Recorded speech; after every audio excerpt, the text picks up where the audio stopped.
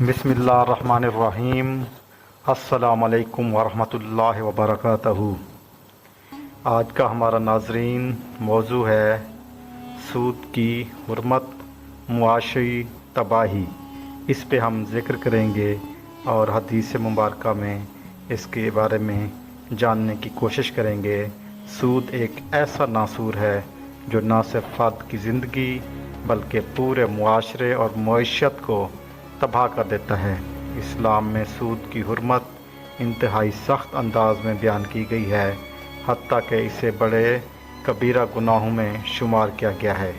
आज हम नबी करीम सल्लल्लाहु अलैहि वसल्लम का वो फरमान सुनेंगे जो सूद की हलाकत खेज़ी और इसके अंजाम को वाज़े करता है। आज की हदीस सुनने से पहले आपसे गुजारिश है कि अगर आपने हमारा चैनल अभी तक सब्सक्राइब नहीं किया तो चैनल सब्सक्राइब कर दें, बेल आइकन के बटन को दबा दें और अगर आज की हदीस आपको पसंद आए तो इसे लाइक, शेयर और कमेंट्स में अपनी राय से हमें ज़रूर आगाह कीजिएगा। चलते हैं आज की हदीस मुबारक की तरफ। हदीस मुबारक उर्दू तर्जमा। हज़रत जाबिर रज़ी अल्लाह तआला अन्हु से रवायत है कि रसूलुल्लाह सल्लल्लाहु अलैहि वसल्लम ने सूद लेने वाले, सूद देने वाले, इसका लिखने वाले और इस पर गवाह बनने वाले सब पर लानत फरमाई और फरमाया ये सब गुनाह में बराबर हैं। तशरीह। ये हदीस वाज़े तौर पर बताती है कि सूद के मामले में सिर्फ लेने वाला ही नहीं बल्कि देने वाला, लिखने वाला और इस पे गवाह बनने वाला भी बराबर का मुजरिम है। सूद मईशत में जुल्म, गुर्बत और इस्तिसाल को बढ़ाता है। इस्लाम चाहता है कि मुआशरा इंसाफ, ताउन और रहमत पर कायम हो, ना कि लालच और लूट मार पर। सूद की वजह से दौलत चंद हाथों में जमा हो जाती है और गुर्बत मज़ीद बढ़ जाती है और गरीब मज़ीद गरीब होता चला जाता है। यही वजह है कि अल्लाह ताला ने कुरान में सूद खाने वालों को ऐलान जंग से डराया है।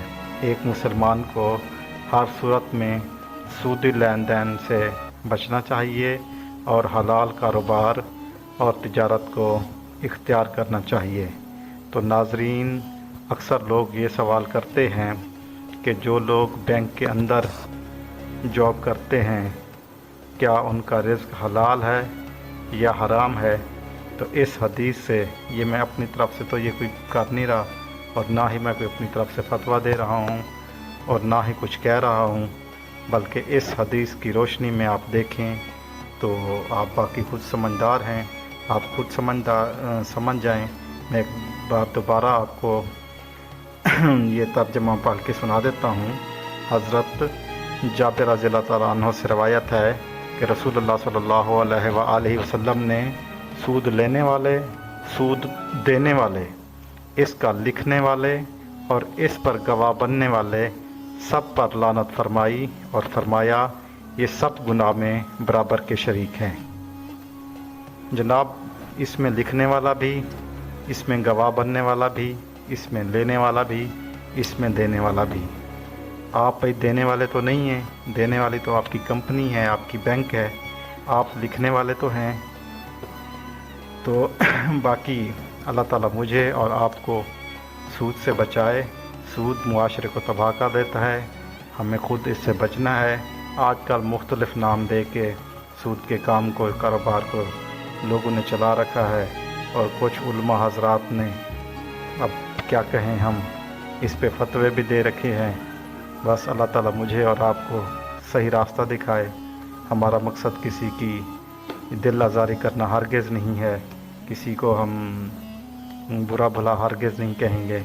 बस अल्लाह से इल्तिजा करेंगे कि अल्लाह ताला हमें और आपको सीधा रास्ता दिखाए, बुरे रास्ते से बचाए, सूद से बचाए, लोगों पर जुल्म और सितम करने से बचाए। आमीन सुम आमीन।